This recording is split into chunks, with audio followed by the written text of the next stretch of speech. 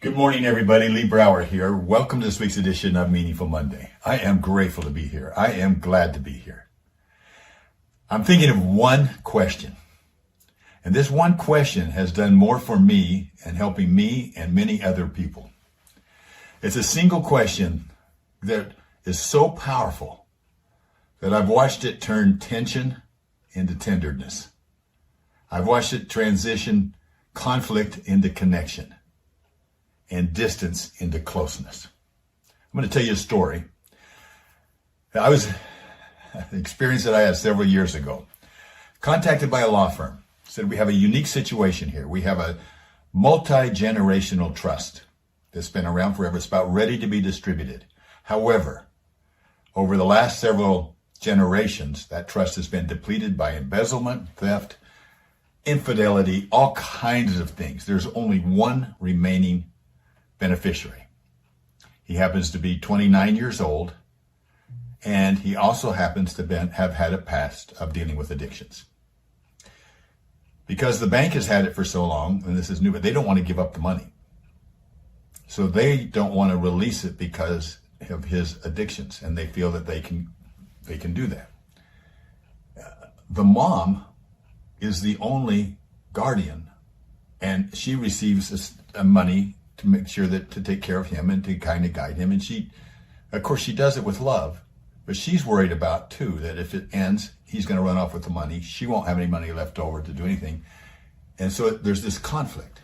So I don't know why they called me, but here I am in the middle of it. And I thought, okay,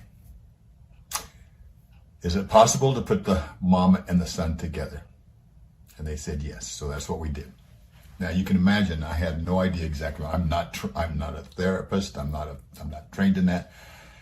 But I walked in there, and as I met with them, this one question came to me. And I looked at the son and I said, and the tension was high, right? I looked at the son and I said, if you could have one quality or characteristic of your mom's and make it your own, what one quality or characteristic would you take? And he sat there quiet, had his head down. And he goes, courage.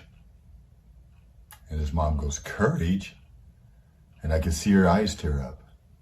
I said, it sounds like a story. He said, yes. So he shared not only one story, but several stories about how she had used courage to get through everything that she had been through and all the things in her life and how she'd been an example to him. So then I asked her the same question. I was a little bit nervous. I didn't know what she would say. And she said, humor. And he goes, humor? And she goes, yes. And then the stories came out again, how his humor had been able to, instead of react with anger, they were able to respond with humor and be able to work through several issues in the past. By the time we were done, they were crying, they were hugging. They went on, distributions were made. The bank wasn't happy about it necessarily. They moved it to a different bank. But they managed it together going forward, and the relationship blossomed.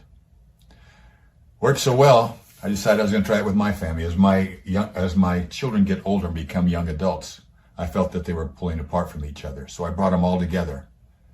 And we each answered that question. If you could have one quality or characteristic of your sibling, what would that one quality or characteristic be? And stories came up. And when we left, we were hugging and we were crying. And we were so grateful for this unity that we had. I've used the question in business. But between partners, if you could have one quality characteristic of your partner, make it your own. What would that one quality or characteristic be? And what it does is it takes the arrows from pointing in and points them out. And as you point the arrows out and you become not so caught up in yourself and your own challenges, you're able to see others, and all of a sudden you can turn tension into tenderness. You can change conflict into connection, and you can change distance into closeness. So look into your own relationships, professionally, personally. Ask yourself, where can you use this question? I'd love to hear the stories from this. Share this. Let other people know about this. Don't keep it to yourself.